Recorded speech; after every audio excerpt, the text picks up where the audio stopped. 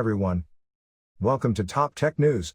This is your news channel for getting updated with the latest tech news headlines and their impact on business and our lives. To read the full news article for any of the news that we cover, simply click on its link given below in the description. To stay updated, show us some love and hit the subscribe button below and turn on notifications by clicking the bell icon. This way you would be informed whenever we upload a new video. Hi, my name is Dee and I am your host for today. Today's top headlines are: Huawei does an Apple, makes its own silicon. iOS 14.2.1 rolls out specially for the iPhone 12 family. ZTE Blade 20 Pro 5G surfaces with Snapdragon 765G chipset. iPhone 12 Pro Max teardown showcases sensor shift image stabilization. Stadia game streaming is coming to iOS. Let's get started. Huawei does an Apple, makes its own silicon. Apple is not the only company working on computers powered by in-house silicon. Huawei is too. This is part of a larger project in China to wean itself off Western technology reliance. Details and photos of the Mate Station B515 have surfaced, a desktop computer that will be sold to the government and corporations first, before making it available to the population at large. As such, this needs to be an expandable high-performance device. Interestingly, it's powered by an ARM chip, the Kunpeng 920. It was developed by HiSilicon and fabbed by TSMC on a 7nm process.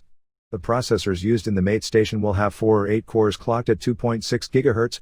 The top Kunpeng 920 chips can have 64 cores and 180 watts TDP, but those are for other projects.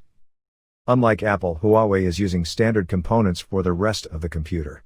There are 4 UDIMM slots supporting up to 64 GB of DDR4 2400 RAM. Up to 6 SATA 3.0 drives can be connected for mass storage, plus 2 M.2 SSDs. That already makes the Mate Station much more flexible than the M1 Max, which is practically a requirement for an office PC. Huawei has picked a standard AMD R7 Radeon 430 GPU. Further expansion is possible as the motherboard has several PCIe 3.0 slots, 1x16, 1x4 and 1x1. There are also 4 USB 3.0 and 4 USB 2.0 ports, plus 2 NICs for gigabit Ethernet. The Huawei Mate Station B515 will come with a 23.8 monitor with 1080p resolution, 72% NTSC color space coverage, 1000:1 contrast ratio, and 178 degrees viewing angle.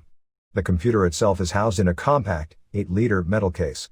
One configuration was photographed with an 8-core CPU, 8 GB of RAM, a 256 GB SSD, a DVD drive, their 7430 GPU and a 180 watts power brick. There's no word on pricing yet as these will be ordered in bulk first. It's not clear what OS is used either, most likely a local Linux distribution. iOS 14.2.1 rolls out specially for the iPhone 12 family. Apple is rolling out a new version of iOS today, but this one is unlike most. Usually a new iteration of the software goes out to all supported devices, but this time around we have an exception. iOS 14.2.1 is only headed to the members of the newly released iPhone 12 family, the 12 itself, the 12 mini, the 12 Pro, and the 12 Pro Max. This is because the iterative upgrade only aims to do one thing: fix issues that have popped up on the new iPhones. For example, the iPhone 12 mini's lock screen could become unresponsive at times, but that's fixed now, as is an issue with MMS messages not being received on all iPhone 12 family members. Similarly prone to affecting all of them are sound quality issues with made-for-iPhone hearing devices. These two have been dealt with, though. So if you have a model from the iPhone 12 family, then you might want to update. ZTE Blade 20 Pro 5G surfaces with Snapdragon 765G chipset. ZTE participated at the China Mobile Global Partner Conference where it demoed some of its latest technologies. An interesting surprise that surfaced from the depth of the Chinese social media is a smartphone called ZTE Blade 20 Pro 5G. It isn't officially announced yet, but is scheduled to arrive in 10 days, November 30th. The phone, also spotted at the Guangzhou Mobile Exhibition, will have a Snapdragon 765G chipset, 2 storage options and an OLED screen with curved sides.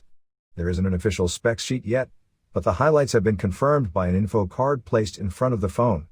The selfie camera, hidden behind the water drop notch, has a 20MP sensor, while on the back we have a quad setup with a 64MP main shooter and an ultra-wide-angle unit. ZTE will launch the Blade 20 Pro 5G in 2 variants, one with 6 GB RAM, the other with 8 GB. The company promised the phone will support dual network acceleration that allows the software to switch seamlessly between 5G and Wi-Fi where the next-gen connectivity is spotty. We have to wait for ZTE to officially list the Blade 20 Pro 5G on its website to know the rest. Local sources claim the phone will cost around 1,799 Chinese yuans, or $275 or 230 euros, but that's also yet to be confirmed. iPhone 12 Pro Max teardown showcases sensor shift image stabilization. This year the iPhone 12 Pro Max doesn't differ from the Pro in just size. Apple also tweaked the camera setup, bringing to the market its first sensor shift image stabilization system for the main camera of the Pro Max. YouTuber Zach from Jerry Rig Everything decided to diligently go looking for what makes this different, by peeking right at the sensor itself. In order to do that though, a full teardown of the iPhone 12 Pro Max was required. The housing of the main camera sensor is definitely huge compared to what's in the iPhone 12 Pro non-Max, but it makes sense considering how the new image stabilization process works. Sensor shift is more akin to in-body image stabilization, IBIS, seen in DSLRs and pro cameras of all sorts, compared to the usual lens shift type which has been common so far in smartphones. The fact that Apple has got such photography tech shrunk into a phone means that in the coming years DSLRs would face serious headwinds for their share of our wallet. We have given the link to the teardown video in the description, so do check it out. But warning, it's not for those who can't bear the sight of a glistening new iPhone being taken apart. So watch out. Stadia game streaming is coming to iOS. Stadia turns 1 today. To mark the occasion, Google is making a couple of notable announcements. The first is that public iOS testing will start several weeks from now.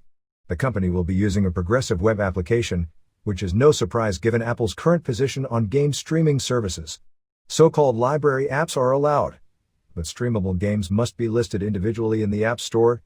Stadia will work via Chrome and Safari on iOS, but Google recommends using the web app as its full screen, and some features are not possible in browser. It's not the first time that Google's game streaming service has been available on iPhones and iPads. An official Stadia application already exists on the App Store. It's little more than a digital hub though, for browsing the store in your existing library, checking which of your friends are online and setting up Stadia on other devices. This is why an official solution for iOS users is welcome. One of streaming's biggest advantages is the ability to seamlessly move between all of the devices you own. You could be playing a Destiny 2 raid on your Chromecast Ultra at home, then complete some basic quests on your phone while sitting on the bus a few hours later. That dream scenario doesn't really work, however, if you have a handset in your pocket that isn't compatible. Stadia still has plenty of problems.